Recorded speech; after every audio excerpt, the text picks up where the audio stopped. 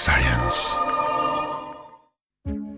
L'impression 3D va-t-elle révolutionner la médecine? Ces chirurgiens chinois en sont convaincus. Ils viennent d'implanter une vertèbre imprimée en 3D dans la colonne vertébrale d'un garçon de 12 ans. L'adolescent est atteint d'un cancer des os localisé dans les vertèbres du cou. L'opération a eu lieu à l'hôpital universitaire de Pékin, une première en Chine. Alors comment faire pour obtenir un implant imprimé en 3D d'une vertèbre? Nous utilisons l'image médicale comme la tomodensitométrie, le scanner, puis on convertit ces données en données 3D pour obtenir un implant qui a exactement la même structure que la colonne vertébrale du patient. Et lorsqu'on l'implante, il s'adapte parfaitement à la morphologie et à l'anatomie du patient. La vertèbre en question est située juste sous la mandibule. Elle est donc très difficile d'accès. Sa forme particulière ne permet pas de la remplacer par un implant standard en titane.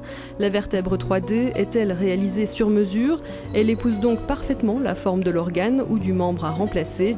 Selon les besoins, différents matériaux sont utilisés, céramique, plastique ou alliage de titane, des matériaux qui sont tous biocompatibles.